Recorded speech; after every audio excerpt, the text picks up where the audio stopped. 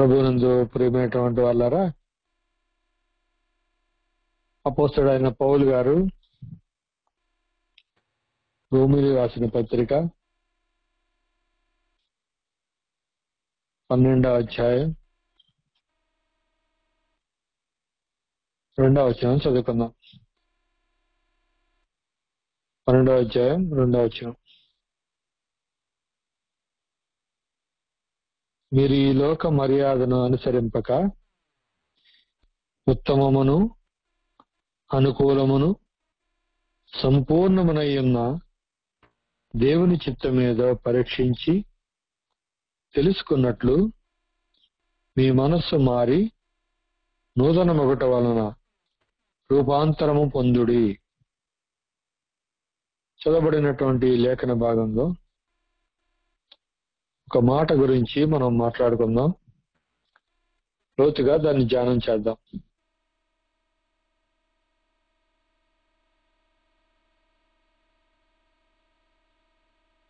మన ఆధ్యాత్మిక జీవితానికి, ఆత్మీయతలో ఎదగడానికి కావాల్సినటువంటి ఈ మంచి మాటల్ని ఈరోజు తలపోసుకుందాం. ఈ లోక మర్యాదను అనుసరించక, ఈ లోక మర్యాదను అనుసరింపకపోవడం అనేది ఒక క్రైస్తవుడిగా ఈ యుగము యొక్క ఈ యుగము అంటే ఈ ప్రస్తుతం మనకు ఉండేటువంటి ఇప్పుడుండేటువంటి వాటిని వాళ్ళతో కలిసి వాళ్ళతో ఉండేటువంటి ఆచార వ్యవహారాలు, పద్ధతులు ఇవన్నీ కూడా మనం అనుసరించకుండా ఉండగలమా, అనుసరించకుండా ఉండాలా అనే మాటను మనం జ్ఞాపకం చేసుకుందాం, చూద్దాం. ప్రభువైన యేసుక్రీస్తు వారు తను బోధించేటువంటి సందర్భాల్లో అసలు ఇశ్రాయేలీయులకి ఏమేమి చెప్తా వచ్చారు, వాళ్ళు ఎలా జరిగిస్తా వచ్చారు అనేటువంటి ఒక 2 ప్రాముఖ్యమైనటువంటి మాటలు, అంటే 2 చోట్ల రాయబడింది, ఒకటే దాని యొక్క సారాంశం. అయితే అది సార్ చూద్దాం. మరి మత్తయి సువార్త 15వ అధ్యాయం 9వ వచనం. మత్తయి సువార్త 15వ అధ్యాయం 9వ వచనం. వేషధారులారా, ఈ ప్రజలు తన పెదవులతో నన్ను గనపరచెదరు గాని వారి హృదయము నాకు దూరముగా ఉన్నది. మనుషులు కల్పించిన పద్ధతులు దైవోపదేశములని బోధించు వారు నన్ను వ్యర్థముగా ఆరాధించుచున్నారు అని యెషయా మిమ్మును గూర్చి ప్రవచించిన మాట సరియే. మార్కు సువార్త 7వ అధ్యాయం 7వ వచనం. సేమ్ అదే పదాలు అక్కడ కూడా ఉన్నాయి. అందుకని ఇలాగ చెప్పారు, ఈ ప్రజలు పెదవులతో నన్ను గనపరచదు గాని వారి హృదయం నాకు దూరంగా ఉన్నది. వారు మానవులు కల్పించిన పద్ధతులు దైవోపదేశములని బోధించుచు నన్ను వ్యర్థముగా ఆరాధించుదురు అని వ్రాయబడినట్టు వేషధారులైన మిమ్మును గూర్చి యెషయా ప్రవచించినది సరియే. ఇంతకీ యెషయా గారు ఏం చెప్పారు?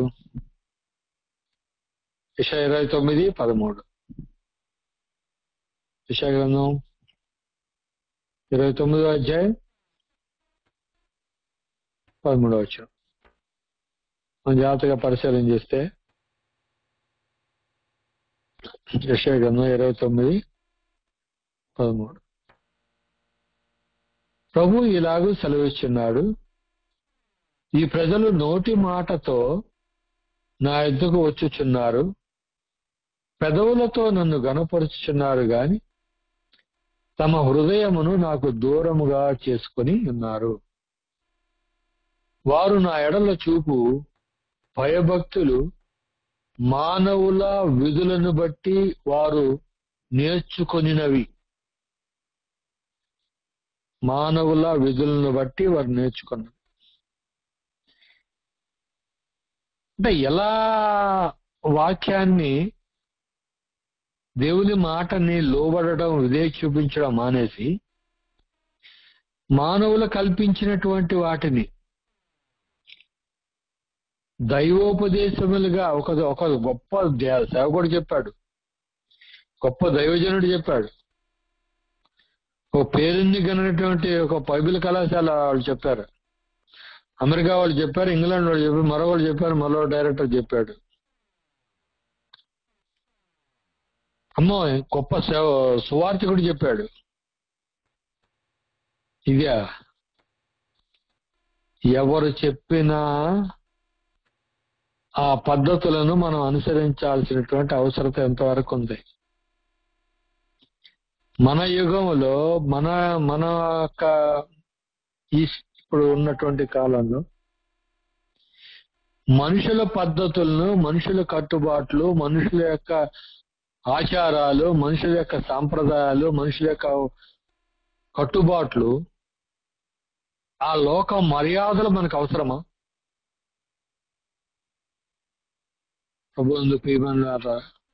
జ్ఞాపకం చేసుకోండి. ఇంకా మొదలైపోతుంది, ఇంకా స్టార్ట్ అయిపోతుంది.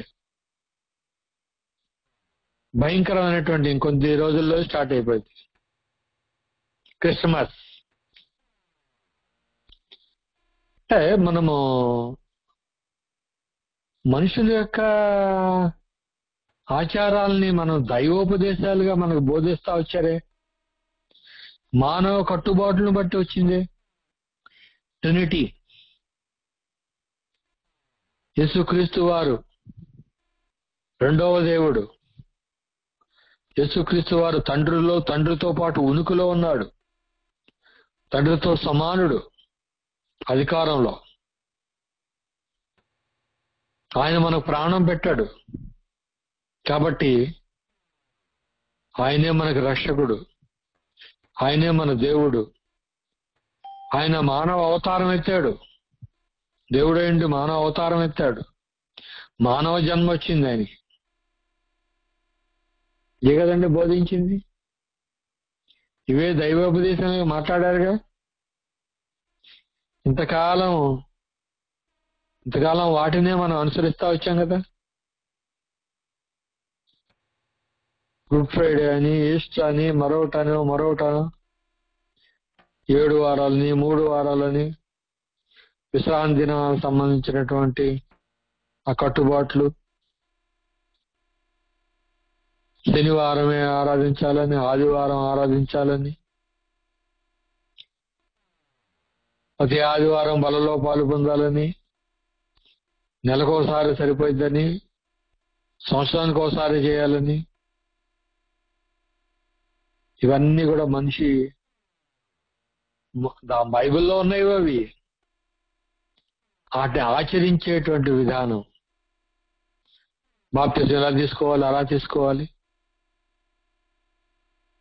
మన రక్షణ సంబంధించినటువంటి ప్రాముఖ్యమైనటువంటి విషయాల్ని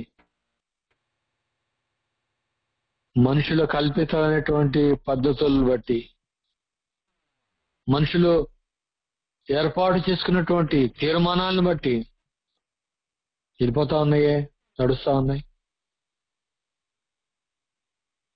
ఇదే కొత్త నిబంధనలో అపోస్తలుల కార్యంలో కొన్ని వచనాలు ఉంటాయి. వాటిని కూడా అంటే సరైనటువంటి తర్జుమా చేయలేదు అక్కడ, అయినా సరే వాటిని గురించి ప్రస్తావన తెద్దాం. 16వ అధ్యాయం, అపోస్తల కార్యం 16వ అధ్యాయం 21వ వచనం. 16వ అధ్యాయం 21వ వచనం. రోమీలమైన మనము అంగీకరించుటకైనను చేయుటకైనను కూడని ఆచారములు ప్రచురించుచు తమ పట్టణము గలిబిలి చేయుచున్నారని చెప్పాను. ఆచారాలు అనేవి బైబుల్ యొక్క పదజాలం కాదు. అది తెలుగులోకి తీసుకొచ్చారు, ఎందుకంటే తర్జుమా చేసింది బ్రాహ్మణులకు సంబంధించిన వాళ్ళు కాబట్టి. ఓకే, రోమీల ఆచారాలని మనకు సంబంధించినటువంటి ఏవి కూడా మనం ఆచరించినవి, మనం వాటి గురించి ఆలోచించినవి, మనం అసలు అంగీకరించినటువంటి వాటిని ఆచారాలు వీళ్ళు ఆచరిస్తున్నారు. ఆచరించి మన యొక్క ఆ పట్టణాన్ని గలిబిలి చేస్తా ఉన్నారు అనే ఒక మాటని ఈ పుతోను అనేటువంటి దయ్యం వెళ్ళగొట్టినటువంటి ఆమె ద్వారా వచ్చినటువంటి ఆ లాభ సాధనం పోయేసరికి వచ్చేటువంటి అభియోగం. ఓకే, మంచిది. తర్వాత 21 అంటే మనము ఆ డీటెయిల్స్ వెళ్ళలేదు. మనం ఏంటంటే ఈ ఆచారాలు వాళ్ళు ఎలా ఆచరిస్తారో మనం ఏం చేయాలి. ఇప్పుడు ఆ ఆచారాలు మనం చేయాలా? మనం వాటిని మనం ఈ లోకంలో ఉన్న తప్పేంటి బ్రదర్? అలా ఆచరిస్తూ దేవుడిని ప్రకటించవచ్చుగా, అలా క్రిస్మస్ ఆచరిస్తూ దేవుడిని ప్రకటించవచ్చుగా. మనుషులు కల్పించినటువంటి ఆ పద్ధతుల్ని ఆచరిస్తూ మనల్ని సత్యం చెప్పొచ్చుగా. ఎంతటి వేషధారణ జీవితం మన దగ్గర ఉంది. నేను సినిమా చూసేవాళ్ళకి వాకింగ్ చెప్తానా? నేను బారులో మద్యం సేవించే వాళ్ళు తప్పయ్యా అని చెప్తానా? ఏమండి, ఎలా ఉంది? హాస్యాస్పదంగా లేదా? నువ్వు పరిశుద్ధతను కాపాడుకోవడంలో మనము ఏంటది వాళ్ళ యొక్క చర్యల్లో, వాళ్ళ యొక్క పనుల్లో మనం కూడా పాల్పొందుదామా? 21 ఒక మాట చూద్దండి. అన్ని జనుల్లో ఉన్న యూదులు తమ పిల్లలకు సున్నతి చేయకూడదనియు మన ఆచారమును చొప్పున నడవకూడదనియు నీవు చెప్పుట వలన వారందరూ మోషేను విడిచిపెట్టవలనని నీవు బోధించున్నట్టు వీరి నుండి గూర్చి వర్తమానం విని ఉన్నారు. సున్నతి ఆచరించడం అనేది అది ఎలా తయారైందంటే ఒక సేవ లాంటి పని అయితే దాన్ని ఏం చేశారంటే ఆచారంగా తీసుకొచ్చారు. సార్ నిర్గమకాండంలో ఒక మాట మనం చూస్తా ఉంటాం. తర్జుమాలో వచ్చినటువంటి ఒక మిస్టేక్. నిర్గమకాండం 13వ అధ్యాయం 5వ వచనం. నిర్గమ 13:5.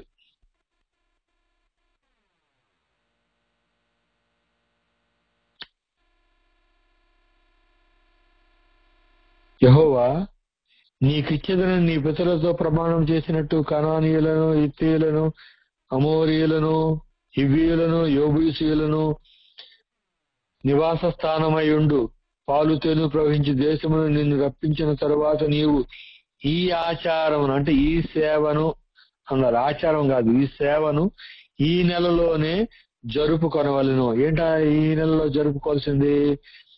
ప్రతి ప్రథమ సంతానం కూడా యెహోవాకు ప్రతిష్ఠించాలి.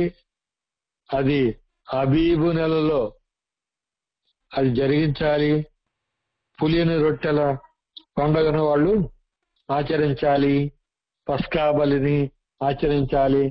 ఇట్లాంటివన్నీ కూడా వాళ్ళకి ఆచారం కాదండి. అది ఆచరించాలి అంటే ఆచారం కాదు, అది సేవ, ఒక పని అన్నమాట. వాళ్ళు చేయవలసినటువంటి విధి విధానాల్లో ఉన్నటువంటి డూస్ అండ్ డోంట్స్, చేయదగినవి, చేయతగినవి. ఇవి చేయతగనవి అంటే వాళ్ళు ఆచరించినటువంటి విధానాల్లో, పద్ధతుల్లో నువ్వు ఆచరించకూడదు. మనం బాగా అర్థం అవడం కోసం చెప్తున్నాం. ఈ సందర్భంలో ఒక విషయాన్ని జ్ఞాపకం చేస్తా. మందసాన్ని ఎప్పుడు కూడా యాజకులు వారి భుజాల మీద మోసుకొని వెళ్ళాల.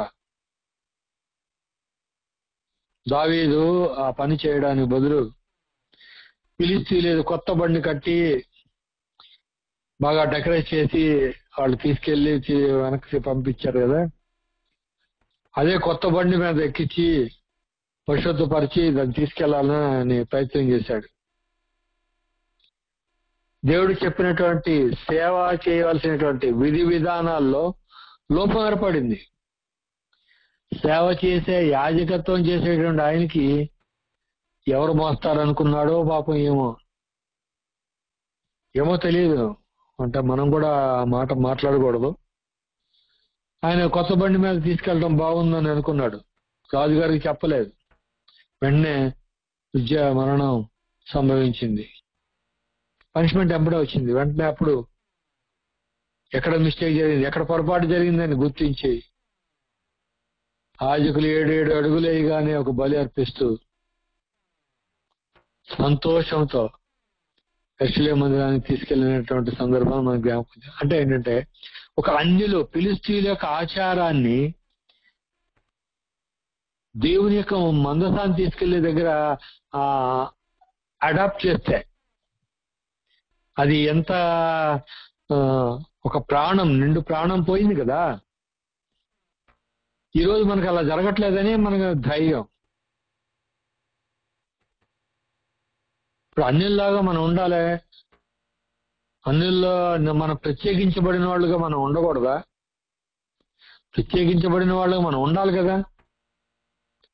ఇలా కొంతమంది బొట్లని, లేకపోతే మరొకటని, వ్రతాలని, నోములని, ఇప్పుడు కార్తీక మాసాలని, మొన్న మాటల సందర్భంలో ఒక అన్న కూడా అలాగే మాట్లాడారు, మనం కూడా ఎక్కడికన్నా వెళ్ళి గడిపొద్దామని.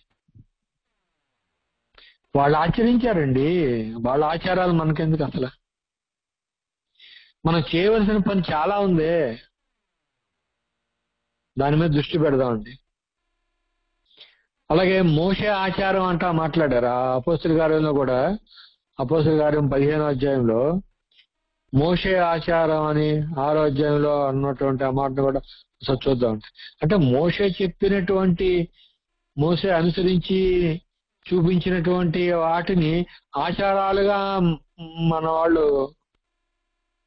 బైబిల్లో ఆ పదాన్ని వాడారు, కానీ అది చేయవలసినవి, చేయదగనవి అవి అలా తీసుకోవాలి తప్ప మరోలా తీసుకోకూడదు. మరి తర్జుమాలో అలా వచ్చేసి మనం ఏం చేయలేం. ఈ నజరేయుడైన యేసు ఈ చోటును పాడు చేసి మోషే మనకిచ్చిన ఆచారములను మార్చునని వీడు చెప్పగా మేము వింటుమన్నది. చూడండి, మోషే ధర్మశాస్త్రంలో దేవుని యొక్క మాటలు మోషే ద్వారా ఇవ్వబడితే, మోషే మనకు ఒక ఆచారాలు చేయమన్నాడు అని మాట్లాడుతున్నారు అన్నట్టుగా మనం తర్జుమా. మోషే మనకిచ్చిన విధి విధానాలు మార్చారు అని రాయాలి.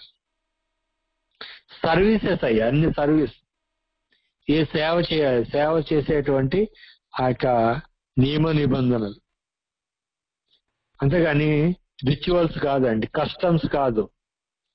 అదొక మేనర్, అదొక ప్రవర్తన నియమావళి, అదొక పద్ధతి అనమాట. మనోడు అదొక కస్టమ్స్ అని పెట్టేశారు. అది మేనర్ ఉన్న చోట కస్టమ్స్ అని పెట్టేశారు.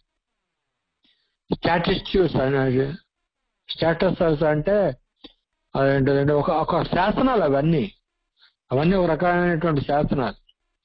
మనోళ్ళు ఎలా అయిపోయారంటే మానవులు కల్పించిన వాటినే అనుసరిస్తా ఉన్నారు, మానవులు కల్పించినటువంటి వాటినే మనం చూస్తా ఉన్నాం. ఒకసారి మనం యెషయా గ్రంథం 2వ అధ్యాయం చూస్తే, ఇశ్రాయేలు ప్రజలకి దేవుడు వారికి చెప్తూ 2వ అధ్యాయం 6వ వచనం, 2వ అధ్యాయం 6వ వచనం, యాకోబు వంశమగు ఈ జనము తూర్పును నుండిన జనుల సాంప్రదాయములతో నిండుకొని ఉన్నారు. వారు ఫిలిష్తీయుల వలె మంత్ర ప్రయోగము చేయుదురు, అన్యులతో సహవాసము చేయుదురు, గనుక నీవు వారిని విసర్జించి ఉన్నావు. ఇశ్రాయేలుకి ఇచ్చినటువంటి అతి శ్రేష్టమైనటువంటి అంటే, నువ్వు ఎవరితో స్నేహం చేయొద్దు, సహవాసం చేయొద్దు, అన్యులతో. ముఖ్యంగా వాళ్ళ సాంప్రదాయాలు అనుకున్నటువంటి వాళ్ళు చేసేటువంటి పనులు నువ్వు చేయొద్దు. ఆ తూర్పు దేశం ఉన్నటువంటి వాళ్ళ యొక్క సాంప్రదాయాలు నువ్వు చేయొద్దు అని అన్నాడు. అదే ఒకసారి ఇర్మియా గ్రంథం కూడా చదివితే, ఇర్మియా గ్రంథం 10వ అధ్యాయం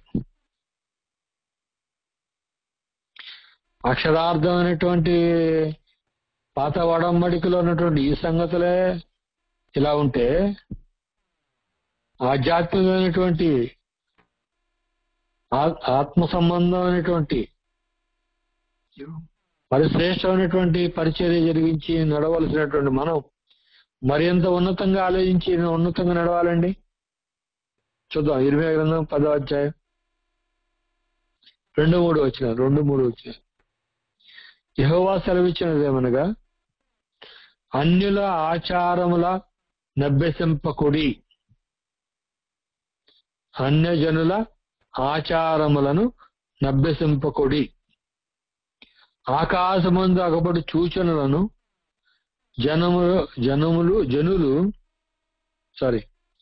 ఆకాశమందు అగపడు సూచనలకు జనములు భయపడును.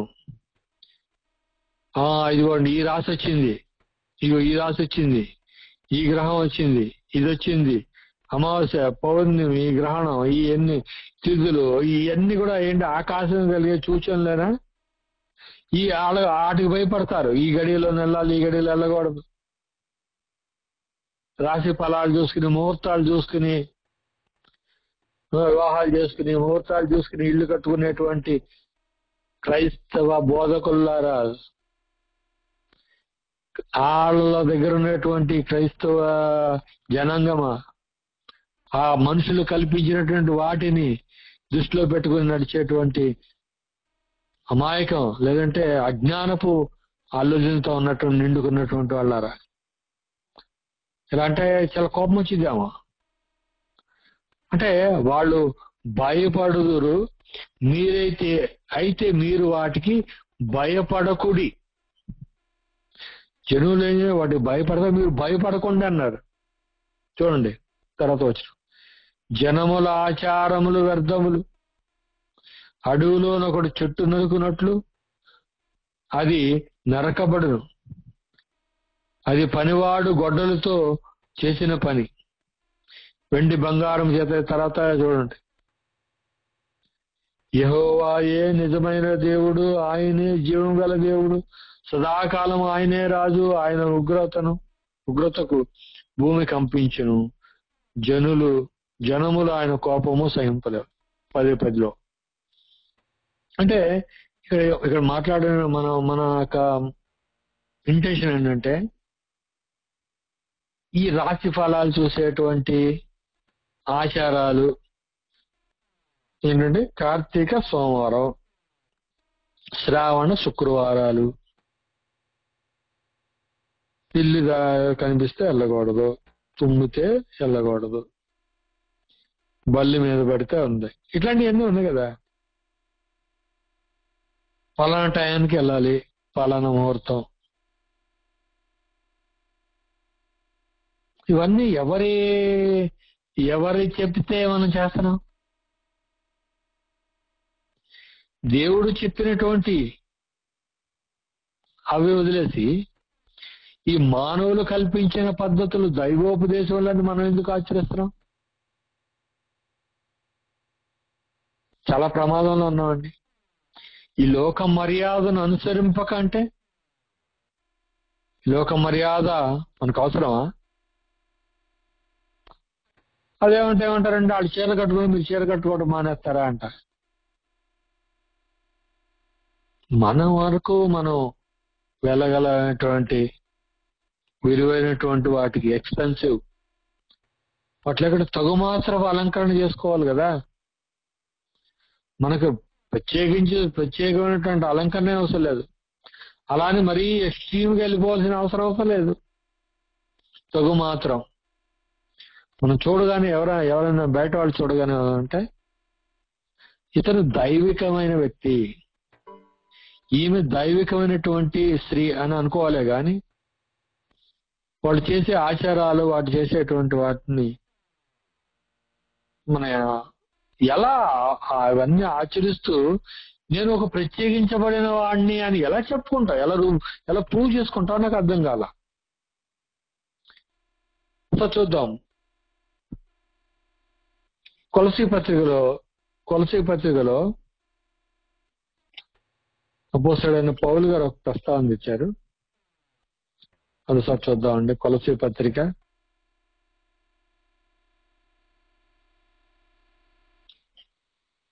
2వ అధ్యాయం. కొలస్సీ పత్రిక 2వ అధ్యాయం 22 కలిసి ఉంటాయండి. 22 మూల సూత్రం అంటే మీరు క్రీస్తుతో కూడా లోకం యొక్క మూల సూత్రముల విషయమై మృతి పొందిన వారైతే లోకములో బ్రతుకుచున్నట్టుగా మనుషుల ఆజ్ఞలను పద్ధతులను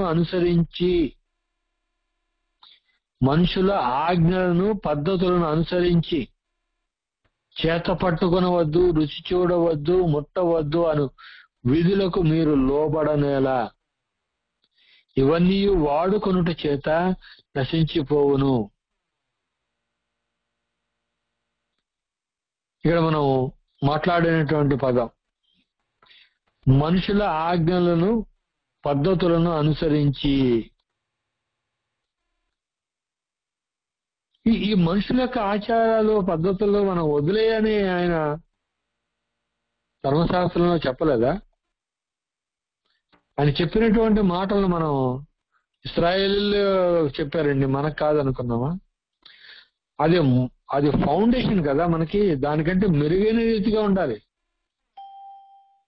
ప్రియమైనటువంటి వాళ్ళ అభ్యంతర పడకండి. ఇక్కడ ఒక హెస్కేల్ గ్రంథంలో ఒక మాట ఈ సందర్భంలో జ్ఞాపకం చేస్తాను. హెస్కేల్ గ్రంథం 20వ అధ్యాయం 18వ వచనం. హెస్కేల్ గ్రంథం 20వ అధ్యాయం 18వ వచనం. వారు అరణ్యములో ఉండగానే వారి పిల్లలతో ఇలాగూ సెలవిచ్చితిని, మీరు మీ తండ్రుల ఆచారములను అనుసరింపక వారి పద్ధతులను బట్టి ప్రవర్తింపకయు వారు పెట్టుకొనిన దేవతలను పూజించి మిమ్మును మీరు అపవిత్రపరచుకొనకయు ఉండుడి. అపవిత్రపరచుకోవద్దు. మీరు దేవతలను పూజించి వారి పద్ధతుల్ని బట్టి ప్రవర్తించుకయు వారి ఆచారములను ఆచరింపకయు. నైసియా కమిటీ చెప్పినటువంటి ఆ పద్ధతుల్ని, క్యాథలిక్ మతం వాళ్ళు చెప్పినటువంటి ఆ పద్ధతుల్ని ఇప్పటికీ ఆచరిస్తున్నటువంటి ప్రియ సహోదరులారా, సహోదరులారా, మీరు ఒకసారి జ్ఞాపకం చేసుకోండి. దేవుడు చెప్పనటువంటివి అవి మనుషులు చెప్పినవి. మనిషి ఆలోచించి వచ్చినటువంటి వాటిని దైవోపదేశములని మనం జరిగించడం ఎంతవరకు అది సరైందో మీరు ఆలోచించండి. అంటే మనం ఆ సాంప్రదాయాల్ని, ఆ పద్ధతుల్ని మనం విడిచిపెట్టద్దా? లోక మర్యాదలు అవన్నీ ఇప్పుడు వాళ్ళు చేసేటువంటి ఆ టైంలో మనం చేస్తే అది ఒక మర్యాద. ఈ లోకం చెప్పేటువంటి మర్యాద. నలుగురితో పాటు వెళ్ళాలా, నలుగురితో పాటు మనం ఉండాలి. ఈ సమాజంలో ఉన్నామంటే అది ఎలా కుదురుద్ది? మీరు ఆకాశం నుంచి దిగొచ్చారా? రెండు మాటలు ఉంటాయండి. ఈ పద్ధతుల్ని మనం జాగ్రత్తగా పరిశీలన చేసుకోకపోతే మీరు చేయకూడదు. కొన్ని విచిత్రంగా ఉంటాయండి. కొన్ని విచిత్రంగా ఉంటాయి. తెల్ల బట్టలు వేసుకెళ్ళాలి, ఆరాధన అయ్యేంత వరకు కూడా ఏ ఆహారం తీసుకోకూడదు,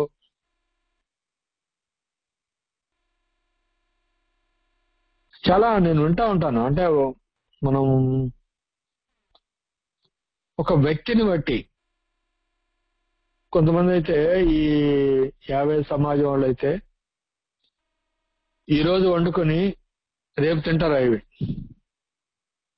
విశ్రాంతి దినము మీరేమి తినకుండా ఏమీ పని చేయకుండా పొయ్యి వెలిగించకుండా ఉండాలి అంట. అక్కడ ఏమని చెప్పాడు దేవుడు? జీవనోపాధి సంబంధించిన ఏది కూడా చేయొద్దు అన్నాడు. వాళ్ళకి ఏం చెప్పాడు ఆ అరణ్యంలో? మీకు ఏం కావాలన్నా ముందు రోజే నేను ఇస్తాను, అన్ని నేను మీకు అన్ని ఇస్తాను కాబట్టి మీరు మన్నాన్ని కూర్చుకొని తినండి. వాళ్ళు వాళ్ళ కాలంలో బట్టి వాళ్ళు చేసేటువంటి అన్ని కూడా వాళ్ళు జరిగించినటువంటి సేవా విధానాలు అవి మనకి వర్తిస్తున్నాయా? దాన్ని అప్గ్రేడ్ చేసుకున్నామా? అంటే కొంచెం మెరుగైన స్థితిలో వాటిని తీసుకెళ్తున్నాం. మళ్ళీ ఆ పాత పద్ధతుల్ని, పాత రకమైనటువంటి వాటిని మనం ఆచరిస్తూ ఉంటే అది ఎంతవరకు కరెక్ట్?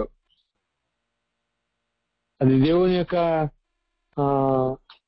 పరిపూర్ణతలకు వెళ్ళడానికి అది మనకి అభ్యంతరకరంగా అనిపించట్లేదా? మన మనస్సాక్షి మనకి దోషారోపణ చేయట్లేదా? మళ్ళీ వెళ్దామండి రోమపత్రికలో ఉన్నటువంటి ఆ పదాన్ని మళ్ళీ చూద్దాం. రోమపత్రిక 12వ అధ్యాయంలో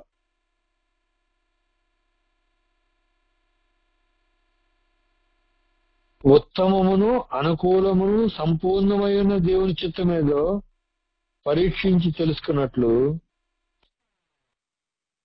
లోక మర్యాదను అనుసరించకపోవడం ఉత్తమమైంది. అది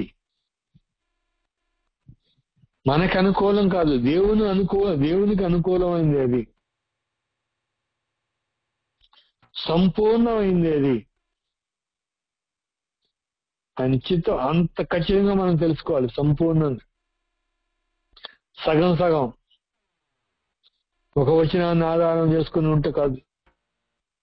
బైబిల్లో ఉన్నటువంటి మిగిలినటువంటి పుస్తకాల్లో ఉన్నటువంటి మాటలన్నీ కూడా పదాలు కాకుండా వాటి యొక్క భావం, వాటి అర్థం అవి సంపూర్ణంగా మనం ఎరిగిన వాళ్ళమై ఉండాలి. మామూలు విషయం కాదండి. ఇలా మనం చేయకపోతే, ఈ లోక మర్యాదను అనుసరించేటువంటి వాళ్ళంగా మనం ఉంటే మనకు అనేక రకమైన విగ్రహారాధన చేస్తున్నాం. ధనాపేక్ష అనే విగ్రహారాధన, మనలో ఉన్నటువంటి యొక్క లోపాన్ని మనం వదులుకోలేనటువంటి స్థితి, మన పాత స్వభావాన్ని మనం వదులుకోలేని స్థితి, నవీన స్వభావాన్ని ధరించుకోవడానికి మనం ప్రయత్నం చేయకపోవడం ఒక లోపం. ఇవన్నీ కూడా ఒక విగ్రహారాధన. మన అలవాట్లను మార్చుకోకపోవడం, దేవుని వాక్యం గద్దెంపగా సరి చేసుకోకపోవడం, ఇవన్నీ కూడా ఈ లోక మర్యాదను అనుసరించేటువంటి వ్యక్తికి ఉండేటువంటి లక్షణాలండి. ఈ లోక మర్యాదను అనుసరించద్దు అంటే ఎన్ని విడిచిపెట్టేయడం అంతే. ఈ రోజు నుంచి నేను ఇలాగే ఉండాలి, ఈరోజు వాక్యం కోసం నేను బ్రతకాలి. అది ఎలా కుదిరిది? లోకంలో ఉన్న వాళ్ళంతా అలా చేస్తున్నారు కదా, మనము అలా ఉంటే వాళ్ళు మనల్ని వేరే చూస్తారు కదా, కేవలం చేస్తారు కదా, అవమానం చేస్తారు కదా అని అనుకుంటున్నాం. ప్రభువునందు ప్రియమైనటువంటి వారు, ఈ లోకంలో మీకు శ్రమ కలిగింది, ఆయనను ధైర్యం తెచ్చుకోండి, ఈ లోకాన్ని జయించి ఉన్నాను. మూర్ఖులైన ఈ తరం వారికి వేరే మారు మనసు పొందండి. ఇక్కడ కూడా మనం చదువుకున్నది ఏంటో, మీ మనసు మారి నూతన బగుట వలన రూపాంతరం పొందాలి. మనం రూపాంతరం అంటే మారిపోయినటువంటి వాళ్ళకి ఉండాలి. పరలోక సంబంధమైనటువంటి, పర సంబంధమైనటువంటి వాటి వైపే మనం దృష్టి ఉంచాలే కానీ భూ సంబంధమైనటువంటి ఏవి కూడా మనం ఎంత మాత్రం కూడా ప్రామాణికంగా తీసుకోకూడదండి. అవి పౌలు గారు మాట్లాడుతూ ఉంటారు, ఈ లోకంలో ఏవేవి నాకు లాభకరమో వాటన్నిటినీ నేను పెంటతో సమానం ఎంచుకుంటున్నాను. ఎందుకంటే ఎట్లయినా సరే మృతుల పునరుద్ధానం నాకు కలగవలనని, అది చాలా ప్రాముఖ్యమైన సంగతి.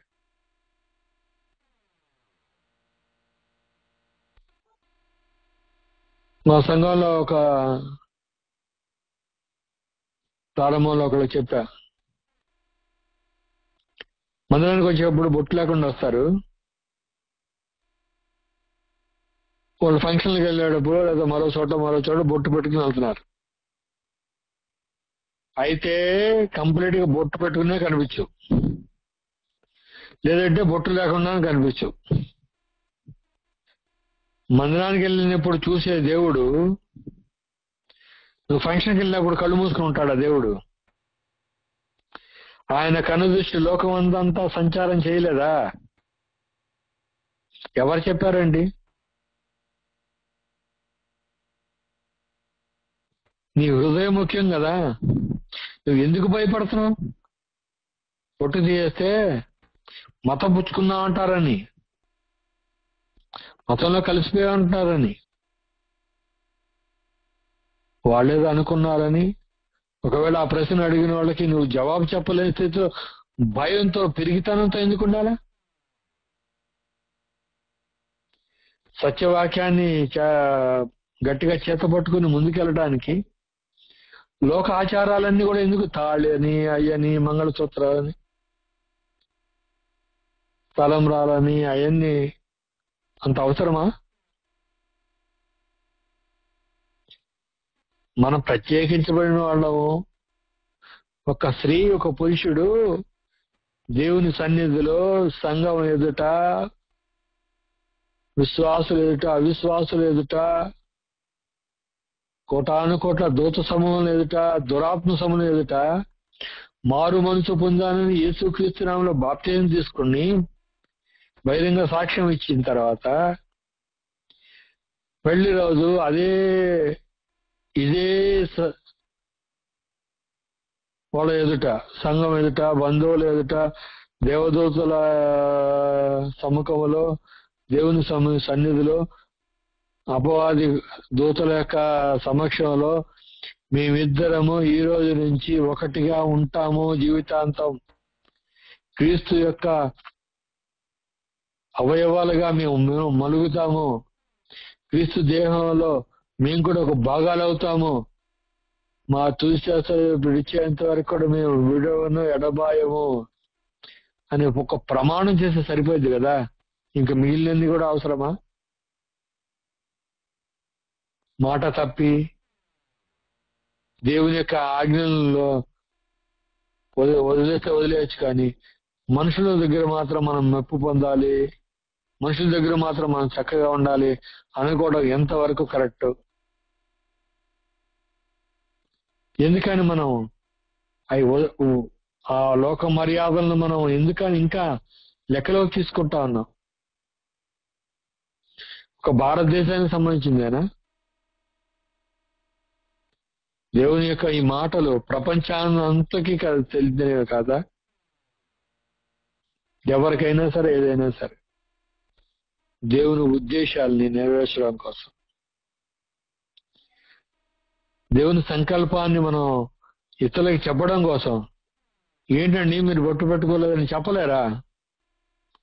ఎందుకంటే మీరు ఈ పండుగలో పాలు పొందరంటే చెప్పలేరా? ప్రసాదం తీసుకుంటారన్నప్పుడు చెప్పలేరా వాళ్ళకి శుభార్త? వాళ్ళకి శుభార్త చెప్పి ప్రార్థన చేసుకుని తినలేరా మీరు? ప్రతిదీ కూడా పేరు కోసం, మనుషుల మెప్పు కోసం, ఈ భూ సంబంధమైనటువంటి వాటి వైపే చూస్తున్నామే తప్ప దేవుణ్ణి సంతోషపెట్టేవారుగా ఒక పౌలు వలె, ఒక క్రీస్తు వలె మనం ఎందుకు ఉండలేకపోతున్నాం? ఈ లోపాన్ని మనం సరి చేసుకోవద్దా? ఈ సమయంలో మనం ఒకసారి మనం ఆత్మ విమర్శ చేసుకుందాం, పరిశీలన చేసుకుందాం. ప్రజలు ఏమనుకుంటున్నారో మనకు ముఖ్యం కాదు, దేవుడు ఏమనుకుంటున్నాడు అది ముఖ్యం. దేవుని చిత్తం ఏమైందో, దేవుని చిత్తము నెరవేర్చుడే నాకు ఆహారం అన్నాడు. ఆ స్థాయిలో ప్రభువారు పనిచేశారు. మనం దేవుని చిత్తం ఎరిగి సువార్త ఎందనటువంటి సత్యం తెలియనటువంటి అనేక మంది కోసం మనం ప్రయాసపడాలి. మన ప్రాణం అర్పించడానికి, మన ధనాన్ని, మన సమయాన్ని మనం వెచ్చించడానికి. అన్నా అప్పుడు కుదరదన్నా, ఇప్పుడు కుదరట్లేదన్నా, ఉద్యోగం వచ్చింది, ఉద్యోగం రాలేదని ప్రార్థన చేస్తాం. వచ్చిన తర్వాత దేవుని సన్నిధి రాకుండా ఉద్యోగం సేవ, ఆ సేవలే సరిపోతుంది. దైవిక సేవ వదిలేస్తాం. ఇది ఎంత మాత్రం కూడా దేవుడు మెచ్చంది, అనుసరించకూడనటువంటిది. దేవుని చిత్తాన్ని పరిశీలించి తెలుసుకునే విషయంలో మనం చాలా జాగ్రత్తగా ఉందామండి. ప్రభువారు చెప్పినటువంటి ప్రతి మాట కూడా మన జీవితంలో నెరవేర్చబడడానికి ఏది ఎటువంటిది, దేనికి ప్రయోజనకరం, ఏది మంచిది ఏది కాదు అని మనకు తెలిసిపోయింది. ఎవరో చెప్పాల్సిన పని లేదు, ఏ డినామినేషన్ చెప్పాల్సిన పని లేదు. మీరు చక్కగా కూర్చుని బైబిల్ చదువుతా ఉంటే దేవుని ఆత్మ మనకి బోధిస్తూ ఉంటారు. దేవుని ఆత్మ చేత ఎందరు నడిపించబడతారో వారు మాత్రమే దేవుని కుమారులు అవుతారు. నేను క్రైస్తవుని, నేను దేవుని పిల్లలకు కుమారుడిని అని మనం డిక్లేర్ చేసుకోవద్దు, మనం చాటించుకోవద్దు. వీరు దేవుని పిల్లలు, వీరు క్రైస్తవులని వాళ్ళు చెప్పాలి. కాబట్టి ప్రియమైనటువంటి వాళ్ళారా, ఈ విషయాల్లో మరి మన ఆలోచన సరళి. మరి ముఖ్యంగా నేను ఈ సందర్భంగా తెలియజేసేది ఏంటంటే, ట్రినిటీ వాళ్ళు చెప్పినటువంటి ఆచారాలు ఏవైతే ఉన్నాయో వాటన్నిటిని మనం దృష్టిలో పెట్టుకొని వాటి జోలికి వెళ్లకుండా, వాటి వైపే మనం చూడకుండా మన భక్తి జీవితాన్ని సరైన రీతిగా మనం ముందుకు కొనసాగించుకోవాలని మిమ్మల్ని అందరినీ ప్రేమపూర్వకంగా కోరుకుంటూ, నేను అలా నడవాలని, అలా ఉంటే కదా దేవుడికి మహిమ అనే ఒక భారంతోనే మీతో ఈ విషయాలని పంచుకుంటాం జరుగుతుంది. దేవుడు మనందరికీ సమాధానం అనుగ్రహించి మనందరూ కూడా ఉత్తమం, అనుకూలమైనటువంటి, సంపూర్ణమైనటువంటి దేవుని చిత్తాన్ని జరిగించేలాగా తండ్రి అయిన దేవుడు మనకు సహాయం చేయను గాక. ప్రార్థన చేసుకుందాం.